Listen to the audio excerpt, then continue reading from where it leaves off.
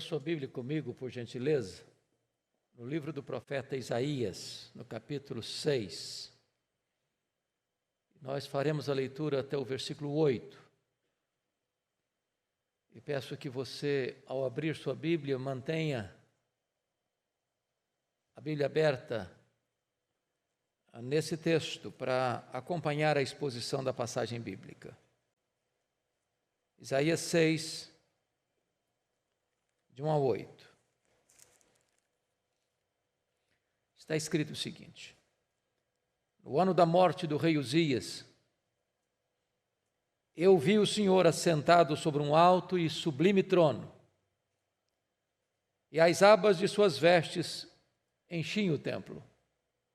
Serafins estavam por cima dele, cada um tinha 6 asas, com 2 cobria o rosto, com 2 cobria os pés, e com 2 voava. E clamavam uns para os outros, dizendo: Santo, Santo, Santo é o Senhor dos exércitos, toda a terra está cheia da sua glória. As bases do limiar se moveram à voz do que clamava, e a casa se encheu de fumaça.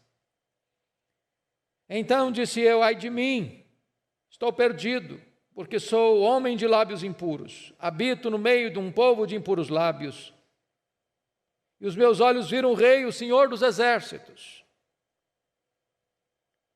Então um dos serafins voou para mim, trazendo na mão uma brasa viva, que tirara do altar com a tenaz. Com a brasa tocou a minha boca e disse: eis que ela tocou os teus lábios, a tua iniquidade foi tirada e perdoado o teu pecado. Depois disto ouvi a voz do Senhor que dizia: a quem enviarei e quem há de ir por nós? Disse eu: eis-me aqui, envia-me a mim. Amém. Eu quero pensar com vocês sobre o seguinte tema: para onde olhar no dia da crise? Para onde olhar no dia da crise? Se vocês perceberam,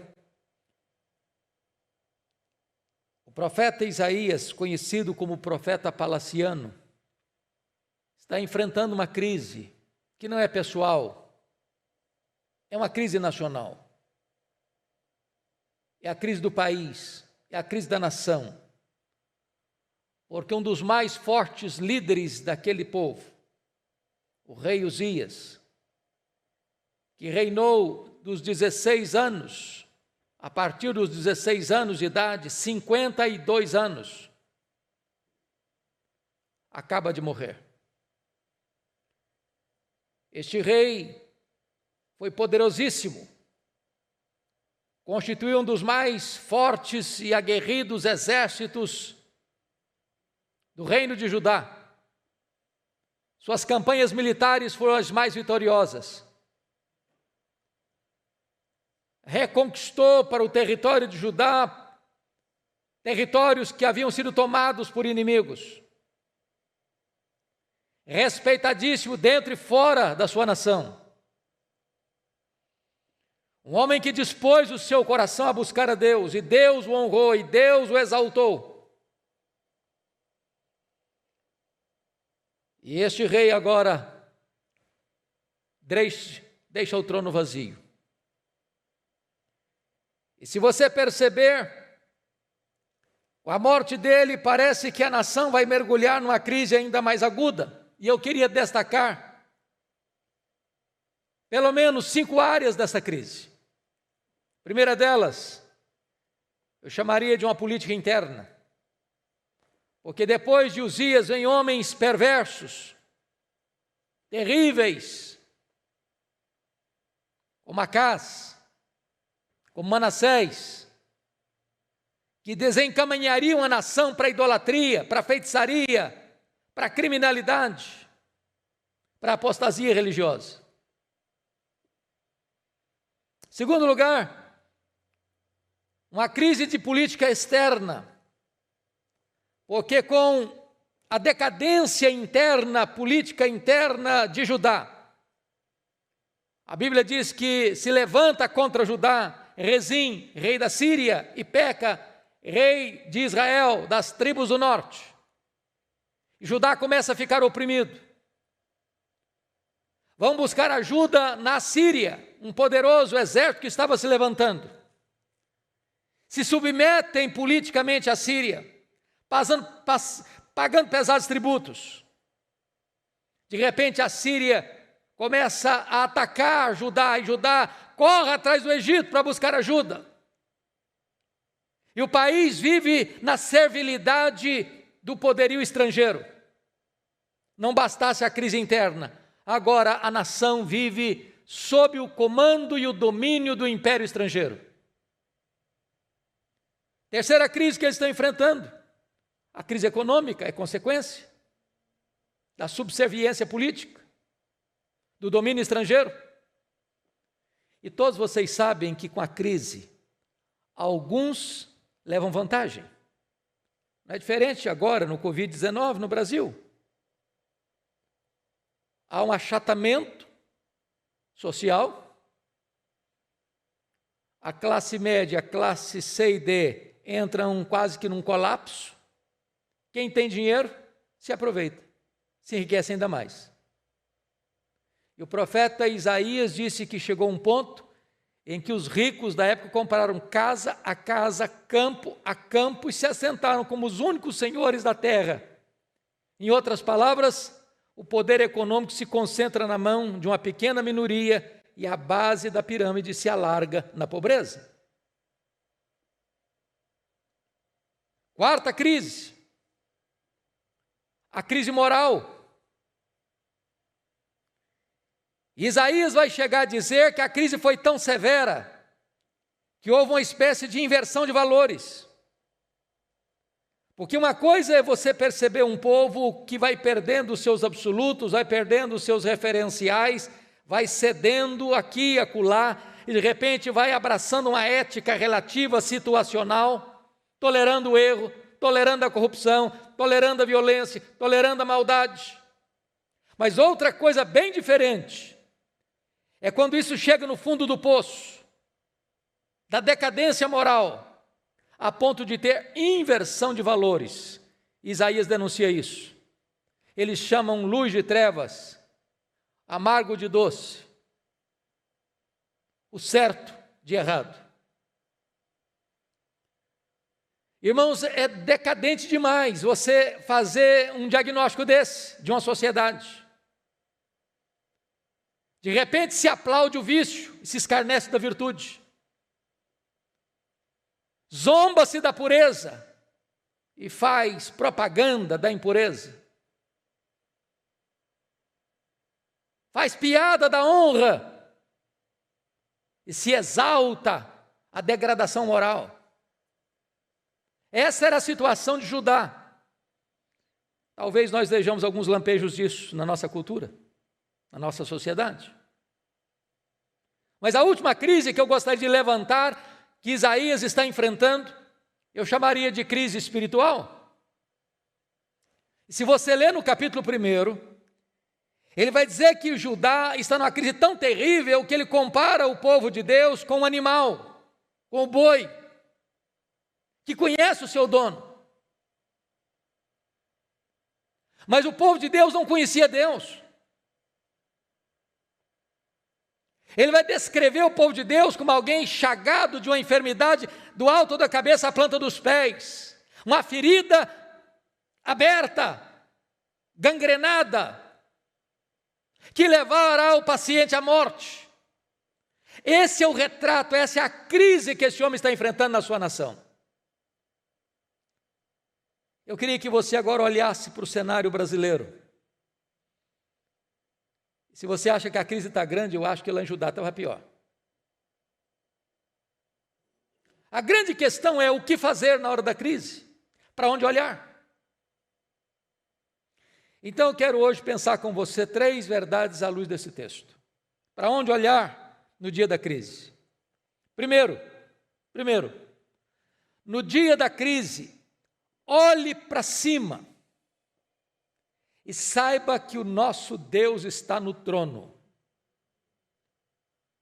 Nada pode, irmãos, trazer-nos mais esperança no dia da crise de saber que o nosso Deus reina. Ele está sentado no trono e Ele governa a história. Há um segmento hoje no campo religioso, que chegou também ao Brasil, chamado de open teísmo ou teísmo aberto. E a ideia é de que Deus se surpreende como você e eu.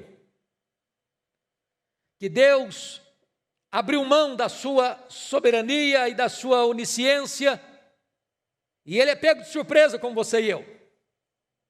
Apequenaram Deus, humanizaram Deus, rebaixaram Deus. E é preciso entender que essa pandemia que assola o Brasil e o mundo não pegou Deus de surpresa. Deus não está em apuros. Deus não está com dificuldade, sem saber o que fazer. Nas horas mais convulsivas da história, o nosso Deus continua no trono e Ele reina. Ele tem as rédeas da história em suas mãos. O cordeiro que venceu, o leão da tribo de Judá, a raiz de Davi, tem o livro da história nas mãos, e ele venceu para abrir os seus selos, para abrir o livro e desatar-lhe os selos. Ele tem as rédeas da história nas mãos, e ele há de conduzir a história à sua consumação final, e à vitória de Cristo e da igreja. Hoje escarnecem de nós, hoje zombam na nossa fé, hoje a mídia, a imprensa, e em todos os setores da sociedade, parece que ser cristão é alguma coisa errada. Faz-se troça da nossa fé, se zomba do nosso Cristo. Vivemos uma cristofobia no Brasil, mas o nosso Deus reina. Ele está no trono. Ele está no trono. E é muito importante você entender isso.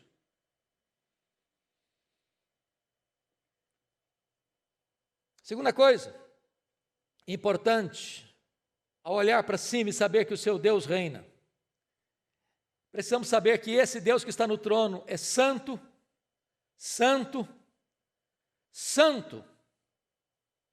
Veja comigo, versículo de número 2. Serafins estavam por cima dele, cada um tinha 6 asas, com 2 cobria o rosto, com 2 cobria os seus pés, e com 2 voavam, e clamavam uns para os outros, dizendo: Santo, Santo, Santo é o Senhor dos exércitos, toda a terra está cheia da sua glória. O que eu acho magnífico é que na hora da crise, irmãos, muita gente se afasta de Deus. Porque o sol que amolece a cera endurece o barro. Mas os servos e as servas de Deus, na hora da crise, buscam a casa de Deus. E é muito importante você entender que na hora da crise, quando você busca a casa de Deus é a porta do céu. E quando você está na casa de Deus, Deus abre uma janela no céu, Deus abre uma porta no céu e revela para você a saída da crise. E os seres mais exaltados, registrados aqui os serafins, eles estão, diz o texto, por cima daquele que está no trono, e cada um tinha 6 asas. E olha você que coisa interessante, é uma figura, é uma expressão de uma figura representada a nós aqui. E dessas 6 asas, os serafins usavam 4 delas para adoração e 4 delas para o serviço. Com 2, está escrito, cobriu o rosto, com 2, cobriu os pés, e com 2, voava. Cobrir o rosto, cobrir os pés, é uma expressão de adoração de quem se queda diante daquele que está no trono. E quando 2 usadas para voar, é para cumprir as suas ordens. Antes você adora, depois você serve. Não dá para servir sem adorar.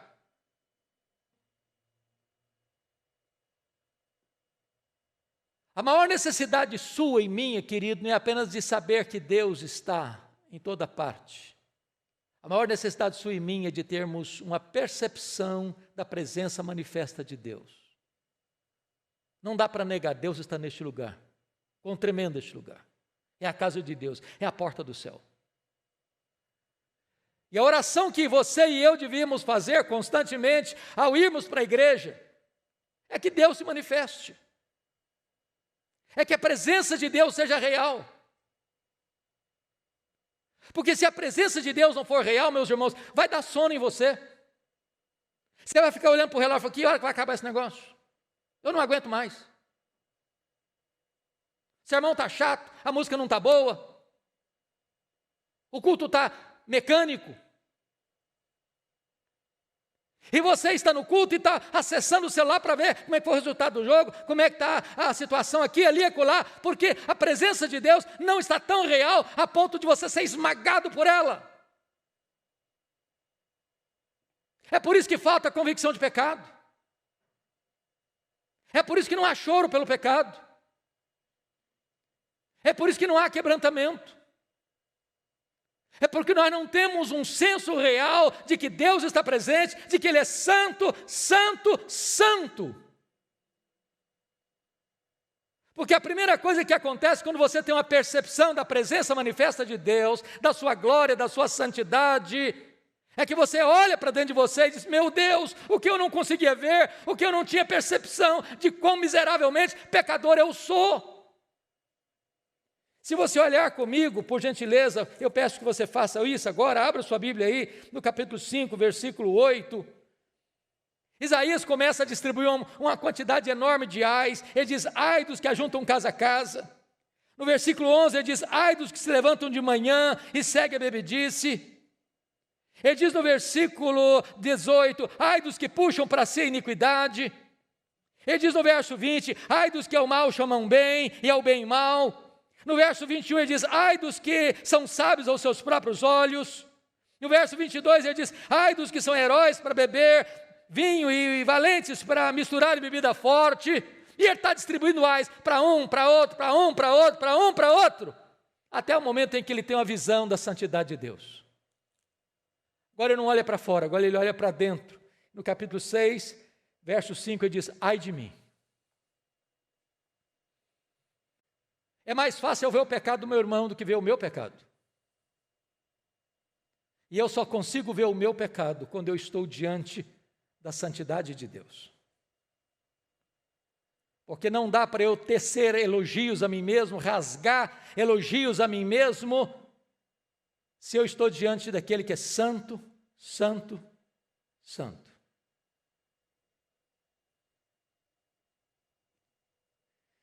Mas notem comigo, que essa visão pessoal da nossa real condição precisa passar também, meus irmãos, por uma angústia. Versículo 5 diz, então disse eu, ai de mim. Essa expressão ai é a mesma expressão usada, por exemplo, para a morte de um filho único, de uma angústia, de um desespero, de uma dor profunda. E é hora de você e eu perguntarmos a nós mesmos aqui, até que ponto eu tenho esse sofrimento, essa dor, essa angústia por causa do meu pecado? Não é por causa da consequência do pecado, não, por causa do meu pecado. Por que nós não temos isso? Por que não lamentamos assim o nosso pecado? Por que o nosso pecado não nos choca? É porque nós estamos bem distantes daquele que é santo, santo, santo.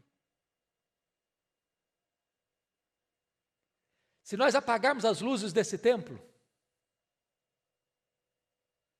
eu poderia aqui estar completamente enlameado e vocês não veriam. Mas essas luzes parecem boas, mas não são suficientes. Se eu incidir muita luz na palma da minha mão, ficarei chocado, porque elas não estão limpas. Assim é Deus. E é por isso que você lê a Bíblia e você lê a história, e as pessoas que mais choraram pelos seus pecados não foram aquelas que mais pecaram. As pessoas que mais choraram pelos seus pecados foram aquelas que mais perto de Deus andaram. Quanto mais perto de Deus você estiver, mais você reconhecerá que você é pecador. Mas mais do que isso, Vejam comigo, versículo 5 ainda. Você precisa ter uma visão do pecado das pessoas que rodeiam você. Ai de mim, estou perdido, porque sou homem de lábios impuros e habito no meio de um povo de impuros lábios. O que eu acho maravilhoso, que ele poderia ir condenando os outros. Ai de mim, porque habito no meio de um povo de impuros lábios, então eu também tenho impuros lábios. Não, ele começa com ele. Ele não é produto do meio. Talvez o meio é produto dele.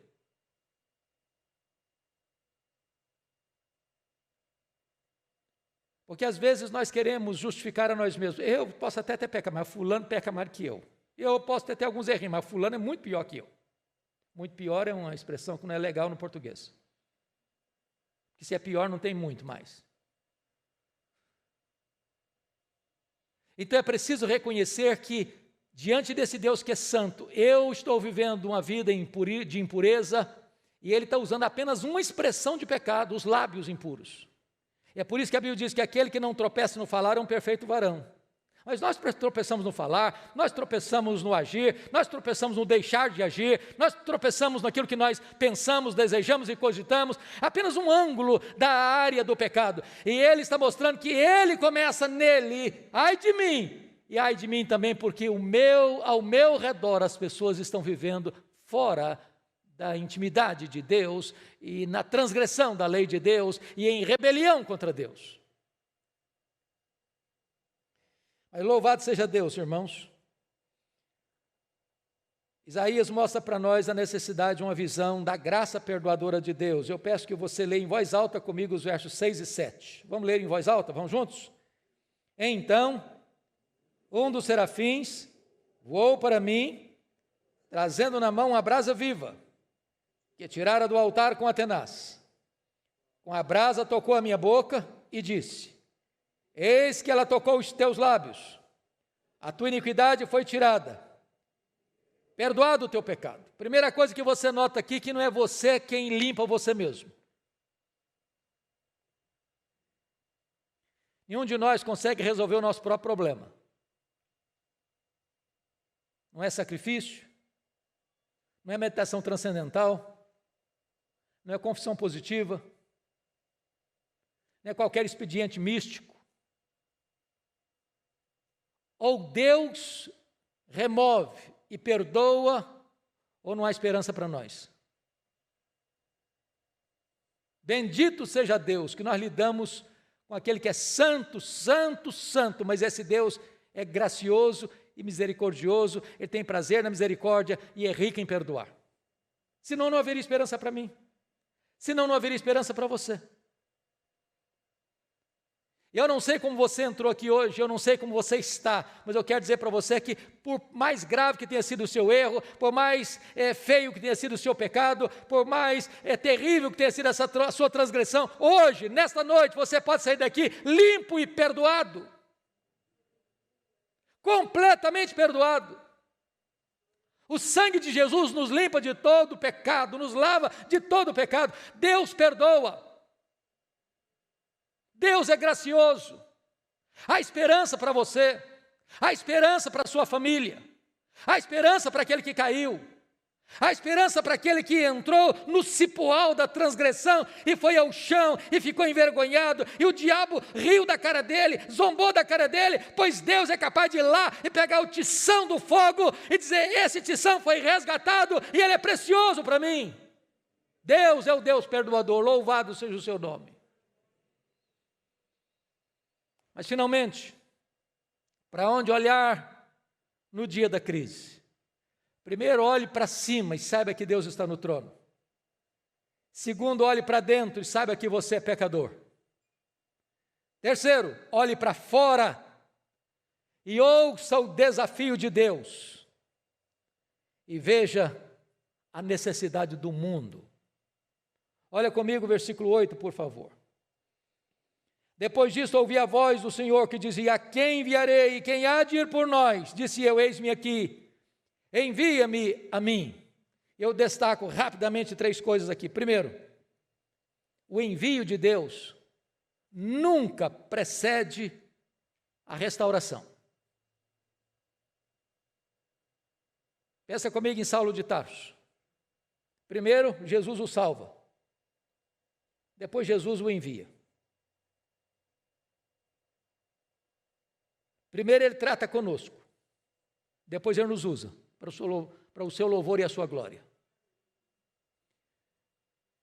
Eu quero dizer para você hoje que o Senhor pode restaurar sua sorte, restaurar sua vida, perdoar o seu pecado, limpar o seu coração, limpar os seus lábios, e então você estará em condições de ouvir seu chamado, a sua voz, e atender ao seu propósito.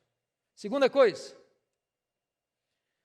o chamado é dirigido a todas as pessoas que foram perdoadas. Irmãos, nós criamos uma ideia muito equivocada no aspecto religioso brasileiro. A gente tem a ideia de que Deus chama um pastor, um missionário, e cabe a estas pessoas pregar o Evangelho. Mas eu não fui chamado. E aí o que acontece? Nós criamos o clericalismo. Nós perdemos de vista o sacerdócio universal dos crentes. Nós deixamos de entender que todo chamado é um enviado. E é por causa disso que 95% dos crentes, 95%, nunca levaram uma pessoa a Cristo. Porque elas se julgam dispensadas desse desafio.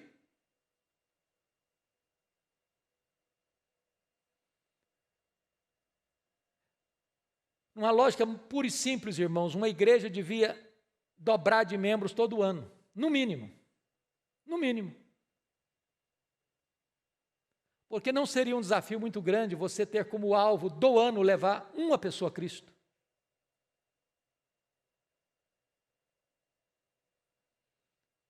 Quando o missionário Alexander Duff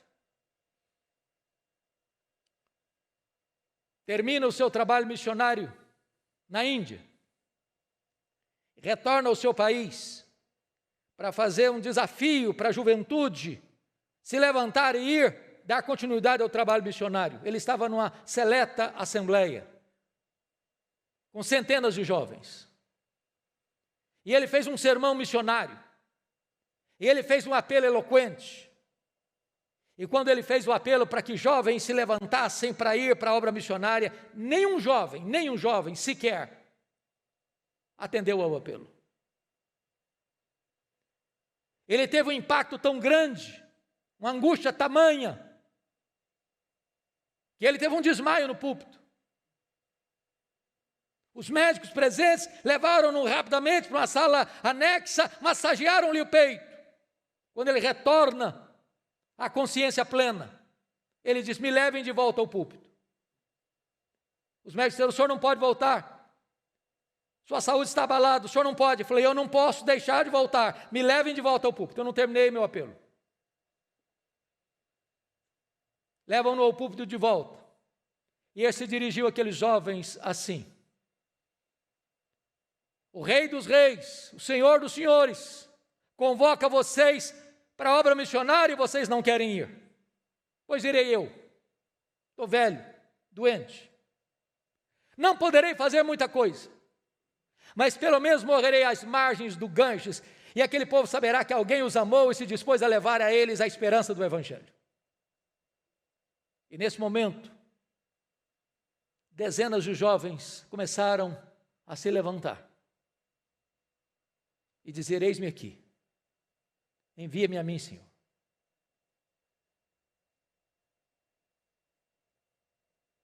Como uma das missionárias mais relevantes do norte do Brasil, certa feita disse, alguém perguntando para ela: como é que foi seu chamado? Ela disse: não tive chamado, eu só obedeci uma ordem. Ide por todo mundo e pregar o Evangelho a toda criatura. Todo aquele que foi perdoado, todo aquele que foi chamado é um enviado, você inclusive.